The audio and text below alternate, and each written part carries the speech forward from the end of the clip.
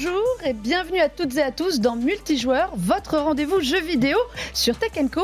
Eh bien, figurez-vous que c'est déjà la 100e. Voilà, je suis très fière de cette émission. On arrive au 100e numéro.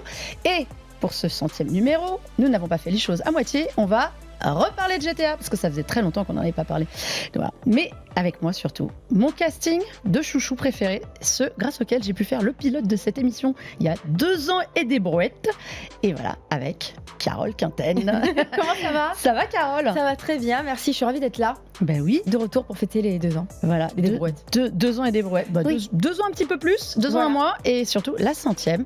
Oui. Tu étais là pour le pilote. Et oui, et je suis Avec- ravie, je suis fière. Mais écoutez, moi aussi je suis fière parce que vous avez été là tous les deux pour Oui. m'aider, pour qu'on arrive à faire cette émission. Et avec toi, Cassim, on était là de Frandroid. Comment ça va, Cassim? Eh ben écoute, ça va très bien, puis j'ai l'impression que Rockstar a fait un cadeau spécial pour la 100e. Je les adore. Ils m'ont pulvérisé mon émission de la semaine dernière. Mais C'est ça. merci Rockstar. La semaine dernière, j'ai dit pas merci parce que voilà, pour ceux qui ont suivi l'émission la semaine dernière, nous avions posé une question.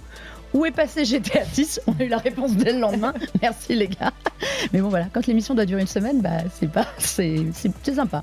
Donc voilà, bis repetita. Donc cette semaine avec ces charmantes personnes, on va attaquer l'actu à chaud, vraiment à chaud.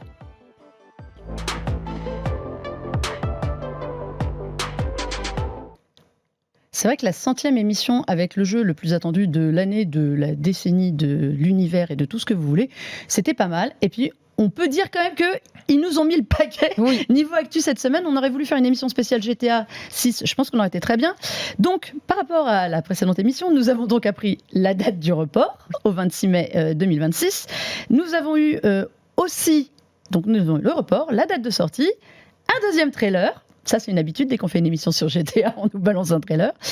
Des screenshots à gogo, un site internet. Carole, on avait eu un trailer il y a 18 mois, un screenshot. Qu'est-ce qui s'est passé dans la tête de Rockstar? Explique-moi. Ils se sont dit, avec tout le succès de Clair Obscur, il faut quand même qu'on montre qu'on est là aussi. C'est important. Non, mais moi, je suis ravie parce que c'est vrai que plus de nouvelles depuis le premier trailer 5 décembre de l'année d'avant.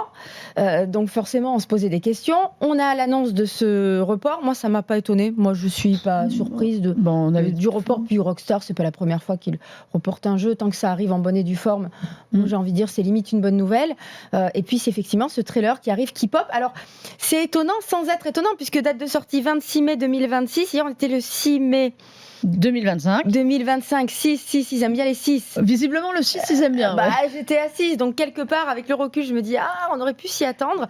Et on découvre ce magnifique trailer où on voit beaucoup de choses, énormément de photos, de screenshots sur le site dédié à GTA 6 où on Un a site lancé. énormément de officiellement. choses. Voilà, officiellement, énormément d'informations. J'ai trouvé ce trailer magnifique. Au-delà du fait qu'on s'en prend plein la figure visuellement, on a ce couple qui, pour moi, est le Bonnie and Clyde moderne qui va bouleverser 2026 et bouleverser l'industrie, possiblement, et que je trouve est d'ores et déjà extrêmement touchant sur ses premières images. Pour moi, ça va finir mal, cette histoire.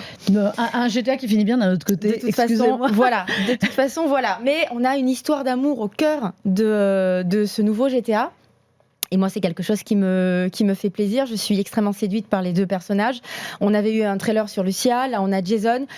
Qui On est apprend. méga beau gosse, quand même. On apprend qu'il s'appelle Jason Duval. C'est quand Duval. même une information. Jason Duval, ça fait bien français. Bah oui. Presque, limite. Comme Mais nom. oui, mais oui. Lucia, elle a hérité aussi de son nom de famille, Caminos. On en Tout à sait fait. un petit peu plus sur l'histoire. Cassim, qu'est-ce qu'on retient de ce trailer? Oh, il y a beaucoup de choses qu'on retient de ce trailer. Déjà, moi j'ai une connaissance qui vit à Miami et qui trouve que ce trailer c'est une carte postale déjà de Miami. Vraiment, enfin on reconnaît les lieux, on reconnaît même les personnes en fait, la vie de Miami, puisque là on va retourner à Vice City qui est la version GTAisée de Miami. Non, Léonida, l'état de Léonida. Tout à On n'a fait. pas du tout compris que c'était Florida. Voilà, c'est ça. Au-delà effectivement du couple, d'ailleurs c'est peut-être une des premières fois où il y aura autant d'insistance sur un couple, sur la romance un jeu Rockstar. D'habitude, c'est un peu plus des histoires d'amitié ou de relations de gangsters. Des relations de mecs, justement. Mais au-delà du couple, il y a quand même pas mal aussi de personnages secondaires que l'on découvre dans ce trailer, puisqu'on va découvrir un peu, j'imagine, les personnes qui vont nous donner des missions, mais du coup, ça nous fait toute une galerie de personnages hauts en couleur. Donc on a hâte d'aller creuser un petit peu. On a notamment ce personnage qui a l'air très conspirationniste, donc il va être d'une belle dose d'humour, j'imagine, dans l'écriture. On va faire le point, parce que c'est vrai que dans les infos, on a découvert donc du décor. On avait déjà eu un premier aperçu, mais alors là, vraiment, alors ça s'appelle pas comme en Floride, mais franchement, nous avons, Leonida-Keys, qui sont donc les Keys, Grass Rivers, qui seraient les Everglades, Port Gaylord, qui est Panama City. On voit la vie, la nature. Honnêtement, si on n'a pas compris qu'on est en Floride, c'est qu'on n'a jamais vu une série ou des images sur la Floride. Soit dit en passant, je suis tout à fait d'accord avec ton ami, parce que j'étais à Miami en fin d'année dernière, j'ai pris plein de photos en me disant, je suis sûre que je vais les retrouver dans GTA. Je pense que je vais faire un montage. on a le Clevelander Hotel, d'ailleurs, qu'on a entreaperçu, qui est un hôtel mythique de Miami Beach. Tout ça, tu parlais des personnages. En effet, on a déjà la galerie de personnages qui vont accompagner. Donc on a dit ces 2 personnages principaux. Oui.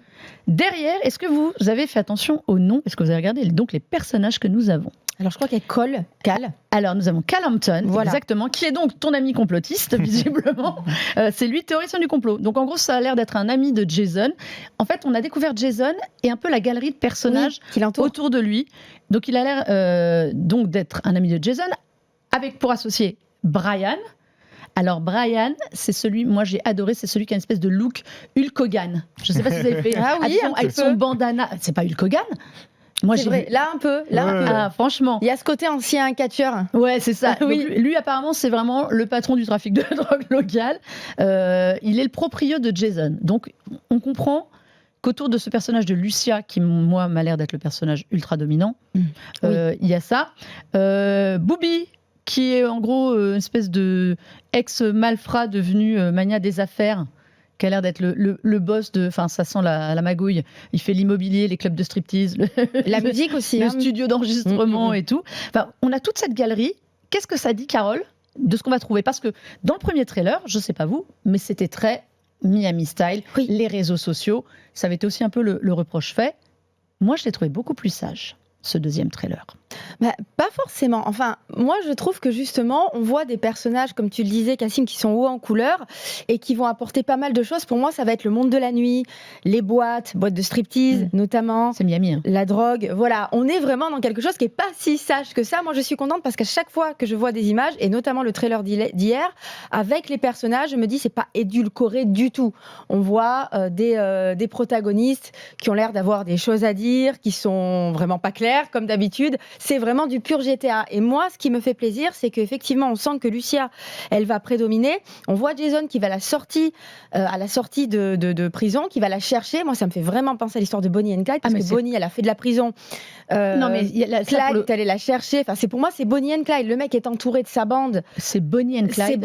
Même le trailer, moderne. Si vous n'avez jamais vu le film, je pense que dans le trailer d'hier, nous avons tous les codes du film. Regardez le film, il y a tous les codes. Il y a tout. Et pour moi, de ce que je vois, effectivement, elle va sortir. Elle, son père lui a appris à se battre quand elle était jeune. Tu sens que c'est une bagarreuse. Je pense qu'elle va vouloir la belle vie. D'ailleurs, c'est dit sur le site, elle veut vivre la belle vie. Elle veut s'amuser. Tu vois qu'elle va en boîte, etc. Elle danse, elle est sexy, elle allume un peu son mec. Et Jason, tu sens qu'il est à fond sur la nana. Déjà, quand il va la chercher à la sortie de la prison, il la regarde. Tu sens que limite, il est mal à l'aise. Et je pense qu'elle va le mettre dans la mouise. Et qu'en fait, ils vont vouloir faire ce coup un peu facile qui va les mettre tous les deux un petit peu avec les flics au basque. Et c'est pour ça que je disais que ça va finir mal. Mais oui, je pense que ce que ça raconte, c'est que Jason, c'est le malfrat qui va un peu tout faire pour elle, qui va réaliser tous les jobs qu'on va lui refourguer avec tous ces personnages autour de lui. Et puis ça va mal tourner parce qu'il veut donner la belle vie à la femme qu'il aime. Mais avoir la belle vie comme ça, ça finit comme Bonnie and Clyde. Hein, ils se font canarder sur une route. Comment là, dans tu leur spoil la voiture. fin de Bonnie and Clyde? C'est vrai. Mais tout le monde connaît l'histoire de Bonnie and Clyde. Mais moi, tu sais que j'avais fait une vidéo à l'époque parce que je me disais ça va être vraiment Bonnie and Clyde et j'avais fait toute une enquête là-dessus parce que je connaissais pas l'histoire par cœur. C'est extrêmement triste, extrêmement intéressant, romantique au sens large. Enfin, ils ont tué plein de gens quand même. Mais oui, c'était l'amour à la mort. Quoi. C'est les jeux Rockstar. Bon, on est toujours un peu. On finit par tomber amoureux de personnages qui sont des vrais anti-héros. Oui. C'est ça. T'en as pensé quoi, toi, Cassim? Est-ce que cette histoire, justement, d'amour, c'est très GTA? Non, justement, pour moi, je trouve que c'est très nouveau d'aller dans. On le voit à mort dans les 2 trailers, quand même. Oui, ça va être le centre de l'histoire. Déjà, avant, on passe d'un jeu à 3 protagonistes qui était GTA V à un jeu du coup autour de 2 protagonistes. Donc, et il va falloir détailler un peu, mais on imagine bien que dans le gameplay, on va pouvoir basculer de l'un à l'autre assez facilement et aller faire des aventures. Et justement, peut-être le gameplay changera entre le personnage, selon le personnage que l'on incarnera. Mais ouais, moi, ce trailer, il m'a beaucoup plus donné envie, j'avoue, que le précédent. On voit beaucoup plus le jeu vidéo aussi que dans le précédent trailer. C'est-à-dire que là, on commence à percevoir un peu même les missions. On a ce propriétaire, par exemple, on sent qu'on va aller travailler pour lui pour aller récupérer le loyer chez certains. Il n'y a pas de gameplay dans ce qu'on a vu. Il faut quand même le rappeler, il n'y a pas de gameplay. On le ressent. Et il faut rappeler aussi que les trailers de Rockstar sont toujours des trailers qui se passent dans le moteur du jeu. C'est pas faux ce qu'on voit. Ça ressemblera à ça. C'est pas le jeu exactement, mais ça ressemblera à ça. Moi, la seule question qui reste un peu en suspens là dans ce trailer, même s'il m'a donné envie, c'est justement l'enjeu de l'écriture de Rockstar, parce que là ils sont face à quand même une grande difficulté, c'est le fait de arriver à parodier les États-Unis à un moment où les États-Unis, c'est un peu c'est devenu, de l'aveu même des auteurs de Rockstar Games, une parodie. C'est devenu un peu une parodie. Et ça va être difficile de trouver la justesse d'écriture pour réussir à se moquer peut-être des États-Unis actuels, mais voilà, trouver le juste milieu sans non plus peut-être se mettre à dos le public américain. Et ils avaient perdu du monde quand même à l'écriture, faut le rappeler. Tu parlais du trailer, de l'impression. Je vous donne mon avis, vous allez me dire si vous êtes d'accord. Le premier était extrêmement parodique. Il y avait beaucoup de choses, moi, qui m'avaient même limite gonflé, je vais être honnête. Le côté réseaux sociaux, même si c'est d'actualité. Mais je comprenais la parodie. Là, j'ai pas du tout vu cette patte satirique, en effet. J'ai trouvé ça... Alors, quand je dis sage, c'est pas ça, parce que je le trouve beau, et j'ai eu l'impression de voir plus un jeu qui... dans ce que j'aime, moi, comme jeu, alors que le premier trailer m'avait un peu angoissé sur le too much. Mais j'ai trouvé ça très sage, quoi, vraiment, sur le côté. Mais j'aime bien l'idée de ce qu'on nous montre. Mais les personnages ne sont pas caricaturaux comme ils ont pu l'être. Enfin, Lucia, sauf qu'ils sont juste beaux comme des dieux, là, tous les deux, alors qu'ils sont censés vivre dans un milieu modeste. On a l'impression que Jason passe son temps chez esthéticienne. Il est magnifique. Il est quand même magnifique. Faut le dire. Mais est-ce que mon interrogation est la même? Est-ce qu'on aura ce côté un peu satirique ou est-ce qu'on va juste avoir un jeu de gangster? Voilà, moi, c'est ma question. Je compte beaucoup sur Rockstar et l'écriture, en effet, pour ça. C'est difficile de savoir et à la fois, je vois mal Rockstar ne pas être satirique et ne pas garder ce ton irrévérencieux qu'on connaît bien. Mais est-ce qu'ils vont pas la contre-courant, justement? Est-ce que, justement, c'est pas parce qu'on les attend là-dessus et qu'on va peut-être s'apercevoir qu'il y a eu du départ aussi depuis GTA V? GTA V à 12 ans maintenant, quasiment. C'est 2013. 2013. Il aura 13 ans à la sortie du prochain. Entre-temps, il s'est passé des choses chez Rockstar. Tout à fait. Pas que des jeux. Sur GTA, il y a eu Est-ce que... Voilà. Peut-être. Peut-être que ça va être un peu sage. Je ne sais pas si la vision... alors, effectivement, une vision, elle change quand tu as des têtes pensantes qui s'en vont, etc. Mais même si là, ça a été un focus sur ce couple, parce qu'on est vraiment sur ce côté, comme on dit, Bonnie and Clyde, gangster. D'ailleurs, il y a beaucoup de théories comme quoi ce serait un flic infiltré. Ce serait un truc de malade si c'était ça, parce que ce serait ça expliquerait son côté beau gosse. Ça expliquerait qu'il soit beau gosse. Mais on en a un aussi dans la bande qui est plutôt pas mal, tu sais, qui est... Il y a un dealer de drogue qui a les cheveux longs. C'est vrai que tu es avec 2 nanas sur le plateau. On est un petit peu... la constante du trailer, c'est quand même que le jeu est fan des corps du jeu. Quoi, hein, vraiment, que ce soit les femmes ou les hommes. Je pense qu'on va faire de la muscu pour s'entretenir, parce qu'à un moment donné, on les voit grossir un peu. C'est vrai que quand tu vois le trio de GTA V, où tu avais des ivrognes, des quadras et tout, là, tu que des corps. C'est bien jeune, là. C'est Miami. Bon, elle vient de Liberty City, on a compris. Oui, elle est donc elle est un peu plus bagarreuse, mais là-dessus, je voudrais qu'on parle d'un point, c'est la communication de Rockstar. Parce qu'on sait qu'ils vont... leur exercice fiscal s'est terminé là. Le jeu sortira, même pas pour l'exercice suivant, pour après. Donc là, ils vont annoncer. Le 15, ils ont leur appel aux investisseurs. Normalement, et aux États-Unis aussi, on est tenu d'être dans une petite période, quiet period, donc où personne ne doit communiquer ni rien, à partir du 8. Donc eux, ils sont en limite. C'est une semaine aux États-Unis, parfois c'est un peu plus. C'est pour ça qu'on a eu tout ce renfort, parce qu'ils ne voulaient pas que le 15 arrivait et dire hé, hé, au fait, si vous ne voyez pas GTA 6 dans les spectres à venir, c'est normal. Qu'est-ce qui s'est passé sur cette communication ? Vous n'avez pas l'impression que c'était un peu extrême, Cassim ? En tout cas, oui, c'est le jeu. Il est tellement important pour l'industrie et en particulier du coup pour Take-Two, son éditeur, en termes de revenus attendus, que tu es obligé pour tes investisseurs justement de communiquer dès que c'est on le sentait venir le report, donc il fallait à un moment ou l'autre retirer le bandage, justement retirer le pansement et y aller pour annoncer le report. Mais balancer un trailer derrière. Pour rassurer sur le fait faut rassurer sur le fait que le jeu est quand même prêt, qu'il approche, qu'il n'est pas non plus tombé dans les limbes et qu'il va finir par sortir. Là, ce qu'on voit d'ailleurs dans le trailer, vraiment, on sent que le jeu, il s'approche de la sortie. Là, ça commence vraiment à se concrétiser.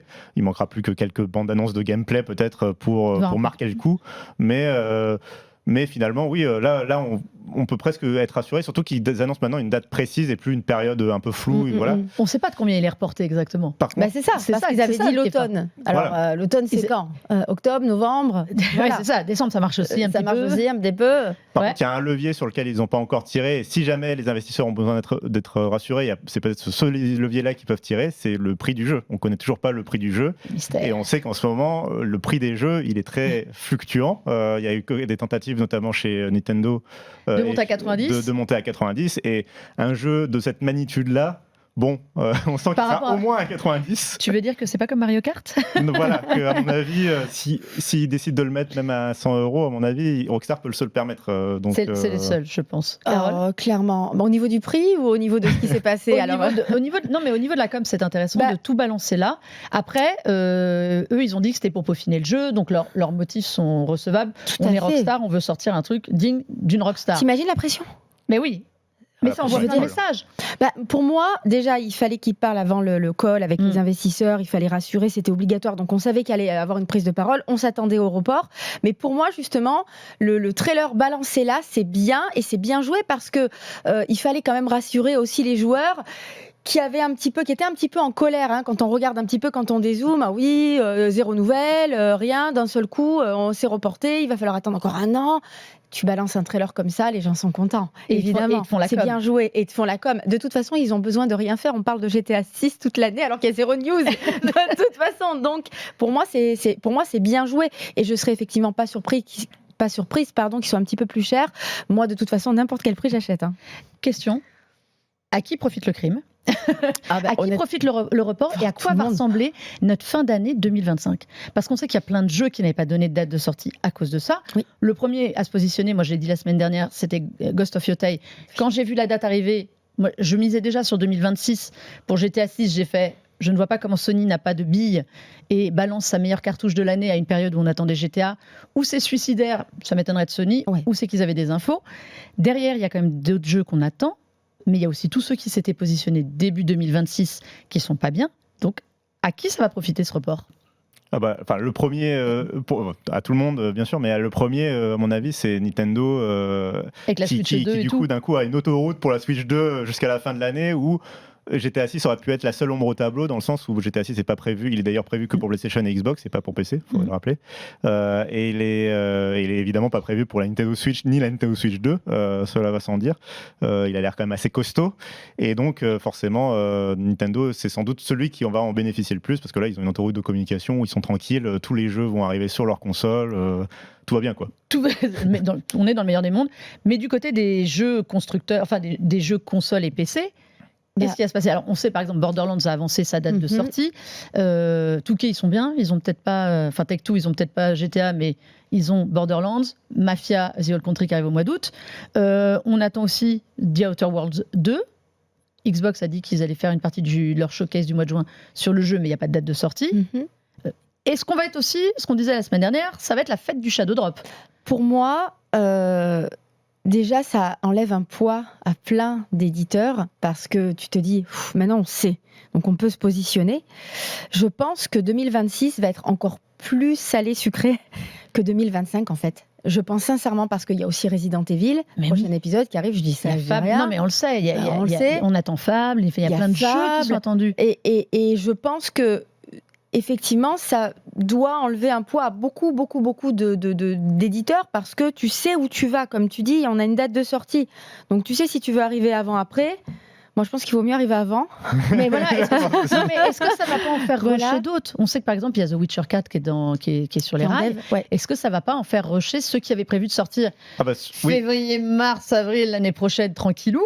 Ouais, surtout ceux qui avaient prévu de sortir en mai, à mon avis, ceux qui ont prévu de sortir en mai, il y a une réunion de crise pour dire bon, on sort en avril, quoi, ouais. ou en mars. Je pense que soit tu avances, soit pour moi, la plus sage décision, c'est de dire on prend un peu plus de temps et on décale l'automne 2026. Oui, pour viser automne ou les fêtes, parce que GTA, c'est un rouleau compresseur et c'est vrai que personne n'a envie de se retrouver en face, même si on a des publics assez différents. On parle de Nintendo, les joueurs Nintendo, les joueurs Mario Kart ne sont pas forcément les joueurs GTA, mais c'est vrai que Mario Kart, c'est un peu le GTA de Nintendo, donc quelque part, le fait que là, ce soit décalé, c'est vrai que Nintendo, avec Donkey Kong en plus qui arrive aussi au mois de juillet, ils sont tranquilles. Moi, je vais t'avancer une nouvelle théorie, et tu es la première concernée plus que Cassim et moi. Je pense aussi qu'aujourd'hui, il y a un nouveau point dans la campagne de communication des éditeurs et des développeurs, qui sont les temps de streaming. Oui. Et qu'un jeu qui arrive trop tôt, et je pense que Borderlands 4, c'est la raison pour laquelle il a été avancé, parce que Yota il est juste derrière, il faut du temps de streamer disponible. Et oui. Carole, tu ne vas pas enchaîner 15 jeux en même temps. Oh non, et tu vas pas forcément GTA 6 qui aura la priorité. Voilà, exactement. Et tu vas basculer de l'un à l'autre. Aujourd'hui, je pense que l'argument principal, c'est aïe, si notre jeu est trop proche, notre temps d'exposition sur Twitch ou YouTube est restreint. Et je pense que c'est ça qui, aujourd'hui, va mettre un souk total dans le planning. Je pense qu'il y a de la place, visiblement, en novembre, janvier, février. Derrière, voilà, tout le monde va commencer à se mettre... Enfin, on voit juste les reacts sur GTA. Donc, sur le trailer déjà. C'est fou, il y a 12 000 vidéos forcément. Moi hier, tu vois, j'étais pas à la maison, je vois le trailer sortir, je dis c'est pas possible. Je te rassure, j'étais en réunion, j'étais en rendez-vous. C'est terrible, tu prends la voiture, tu rentres parce que tu as envie de réagir, tu veux regarder. Puis j'avais pu le voir que sur mon téléphone, tu as envie de le regarder en 4K, voir un petit peu comment ça tourne, voir tous les détails. Très belle surprise par rapport au premier trailer. C'est clair. Moi, je trouve que c'est un magnifique trailer. Oui, puis surtout... Le premier trailer avait fuité. Surtout, ça avait fuité, ils avaient été un peu obligés de... Là, c'était fort. C'était terrible. On va s'en tenir là pour GTA parce qu'il nous reste un tout petit peu de temps pour parler d'un autre sujet important. Et d'ici le 26 mai prochain, on aura le temps de se raconter encore 2500 trucs sur GTA. C'est ça qui est beau. Je voudrais qu'on parle, les amis. On ne pouvait pas couper à Clair Obscur Expédition 33, même si on leur a consacré une émission entière, nous. Ce succès, 2 millions de ventes en 12 jours pour ce jeu que pas grand monde avait vu venir. Mais surtout, alors j'ai trouvé des chiffres intéressants hier sur donc 2 millions de ventes. Or, Game Pass, et Game Pass, on sera à 1 million de joueurs qui ont donc chargé le jeu pour y jouer. 60% sur Steam de jeux, 30% sur PS5 et donc 10% derrière sur Xbox. Sur les 60%, c'est un jeu qui cartonne en Chine. La majorité des joueurs sont en Chine. Pour ce jeu qui est donc un Final Fantasy à la française, est-ce que je peux dire ça ? Bien sûr, avec ce petit twist du tour par tour. Mais je voudrais vous en parler surtout, je sais que Carole a adoré et qu'elle va nous le dire. Carole, est-ce que c'est le symbole de ce qu'on sait faire en France, cette fameuse French Touch qui plaît tant ? Oui, absolument. Moi, je trouve que ce jeu, il met en avant l'élégance française. Et ça fait du bien, et ça fait plaisir aujourd'hui de voir que la France brille aussi à travers le jeu vidéo. On a de très très bons jeux qui portent la French Touch. La French Touch, c'est difficile à dire. Ouais, c'est dur. J'aime bien ça comme ça. Je viens tous vous mettre dedans. La touche française. Oui, voilà, on va le dire à la française d'ailleurs. Mais c'est vrai. Pourquoi pas ? On parle de touche française et on le dit à l'anglaise. Mais c'est vrai que je trouve que Clair Obscur, encore plus que d'autres jeux, apporte cette élégance dans l'univers, les personnages, l'écriture. Moi, j'ai été ultra charmée. À Bâle, on est à Paris, Lumière, c'est Paris. Voilà. La ville Lumière, on l'a tout écrit. La ville Lumière, mais même les tenues, les prénoms, cette fameuse baguette. La baguette qu'on voit partout, le sac à patates. Sac à patates, tout est terriblement élégant, et c'est cette élégance à la française, je pense, qui séduit aussi beaucoup la Chine et tous les autres pays, tous les joueurs qui ont pu découvrir ce jeu à travers le monde, c'est magnifique. 8% de Français ou au moins de francophones sur Steam qui jouent seulement contre 18% pour les Américains d'ailleurs. Et je crois qu'on est à 29 ou 39, que je ne dise plus de bêtises, en Chine. Et carton total. Et le Japon aussi. qui adore. marche énormément au et Japon. la musique, les chansons françaises qui sont exceptionnelles. Bande originale de Laurie Intestar qui a fait quelque chose de complètement fou. Pour moi, c'est l'une des plus belles bandes originales du jeu vidéo aujourd'hui. On a vraiment quelque chose. J'ai été voir sur des forums, il y a des joueurs qui sont dans d'autres pays, aux États-Unis, au Japon, qui cherchent à avoir la traduction des musiques parce qu'ils ne comprennent pas les paroles. C'est normal aussi, jeunes gens, parce que si vous écoutez bien les paroles, au début, ça ne veut rien dire. C'est un langage inventé pour Alicia, mais on a des paroles qui sont en français, qui racontent plein de belles choses, notamment une vie à peindre, une vie à t'aimer, et c'est magnifique. Qu'est-ce qui fait que ça marche ? On a eu Stray, Cassim, ces derniers temps. On avait eu Sifu aussi, où on allait, à chaque fois, on va piocher sur des styles, ou Flight Sim, on va piocher, on va faire des jeux dans des styles qui existent déjà, qui marchent à l'étranger. Mais comment on arrive à twister ça ? Qu'est-ce qui fait qu'aujourd'hui, voilà, la France, quelle est la différence du jeu français ? Je pense qu'on a une préservation de la culture française qui fait, grâce au cinéma à la base et à d'autres univers connexes, on va dire, qui a réussi à faire qu'en France, on a un vrai vivier de savoir-faire. On a des studios, d'ailleurs, c'est important de le noter, on n'a pas que des studios à Paris, par exemple, on a des studios partout en France. Montpellier est un... Montpellier, Bordeaux, Lyon, Arcane Lyon, par exemple. On a vraiment des studios un peu partout en France et qui ont un vrai talent à la fois visuel, tu l'as dit, musical aussi, et une science du gameplay qui est là de longue date aussi, à travers Ubisoft, par exemple, qui est avec nous depuis longtemps en termes dans le jeu vidéo français, et qui a réussi vraiment à s'exporter. Et puis, évidemment, je vous entendais parler un peu du jeu, et je me demandais à quel point, notamment le faible... C'est que tu n'as pas fait le jeu encore. Non, c'est vrai. Mais le fait que j'ai envie d'y jouer. Je vous entendais parler du jeu et je me demandais à quel point c'était pas un des premiers jeux aussi touristiques finalement par rapport aux autres jeux français que tu as cités. Là encore plus, c'est aussi le côté carte postale de la France et ce qui à mon avis plaît encore plus au public étranger. Et je me demande dans quelle mesure ce serait pas le moment Dontnod de faire un remake de Remember Me. Moi aussi j'appelle de mes vœux depuis des années un remake de Remember Me, qui est un jeu formidable avec ses petits défauts mais que j'avais beaucoup aimé. Et qui se passe à Paris aussi. Qui se passe dans un Paris un peu dystopique futuriste. Là ce qui est fort c'est ça, c'est toutes les allusions culturelles françaises qu'il y a dans ce jeu. C'est-à-dire que c'est pas un jeu qui se passe à Paris, mais on reconnaît le Paris de la Belle Époque. Il y a plein de choses. On est vraiment, je trouve, au carrefour de ce qu'on sait faire, c'est-à-dire il y a le risque créatif, il y a une vraie patte créative, il y a une direction artistique. Voilà, je pense qu'on a tout dit sur cette direction artistique de Sandfall. Il y a de la narration. Nos armes, elles sont là. Il y a de l'humour. Nos armes, elles sont claires. C'est-à-dire qu'on n'a pas, j'ai toujours l'impression qu'on n'a pas cet enjeu commercial absolu aussi, parce que ce sont des petits studios. Stray, c'était pareil, c'était un petit studio. À chaque fois, j'écorche leur nom. À Web pour Chia. Studio qui avait des gens qui venaient de Nouvelle-Calédonie, qui a donné cette teinte néo-calédonienne au jeu. Voilà, ou même Plectel, Asobo, à qui on doit Flight Sim et Plectel. À chaque fois, on a une identité française forte et assumée. Tout à fait. Comme quoi ça plaît. Ça plaît énormément. Mais je trouve que très clairement, Clair-Obscur, est l'un des plus élégants. Tu citais Plectel, il y a un petit peu de Plectel, je trouve aussi dans l'intention, design, voilà. Mais c'est vrai que je trouve en tout cas que Sandfall avec Clair-Obscur, ils arrivent à donner une très belle leçon en fait à l'industrie du jeu vidéo. Il faudrait que beaucoup de studios s'en inspirent, je pense, à mon sens. Et pour moi, tu vois, par exemple, quand on regarde les Final Fantasy, tu parles de Final Fantasy à la française, et clairement ça, pour moi, l'élève a dépassé le maître. Guillaume Roche, c'est un énorme connaisseur, et quand on demande à tous ses petits collègues, ils disent « Non, mais il n'y a pas quelqu'un de plus fou de cette licence qui la connaît sur le bout des doigts que lui. » Si, Cassim, peut-être. Oui. Mais voilà. Mais après, moi, dès le début, quand je l'ai rencontré l'année dernière, il ne cache pas qu'il y a une inspiration dans la musique aussi. On le voit. Mais la force, c'est d'être tellement connaisseur de la licence qu'on arrive à faire autre chose. Et puis arriver avec du tour par tour et le moderniser, le dynamiser et limite ringardiser. Ce que les fans de Final Fantasy Final Fantasy a fait. Toi, le fan de Final Fantasy, on te parle à toi. Non, mais et du coup, tu me faisais penser aussi que c'est peut-être aussi ça la particularité de la France, c'est d'avoir été à la fois influencé par les États-Unis depuis on est au milieu, mais aussi par le Japon. On a grandi, tu vois, c'est des personnes qui ont grandi avec Final Fantasy, mais qui ont grandi avec Dragon Ball, etc.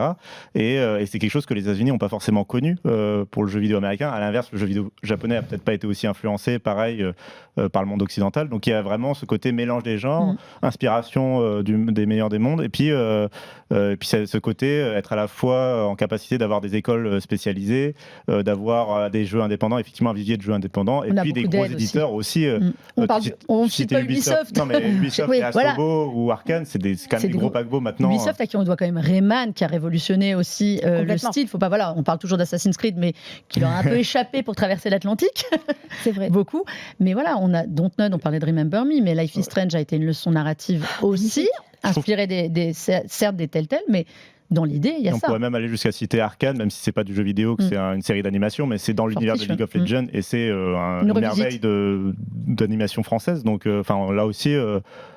Pour moi, ça fait partie un peu de cet écosystème, en tout cas créatif français. Et voilà, on est capable de faire des Dishonored, on est capable aussi de faire Détroit Become Human. Si vous regardez ce jeu qui a quoi maintenant 8 ans, je ne sais plus, Détroit, qui était un jeu qui est un chef-d'œuvre absolu, technologique et tout, de Quantic Dream. Voilà, on a un vrai savoir-faire.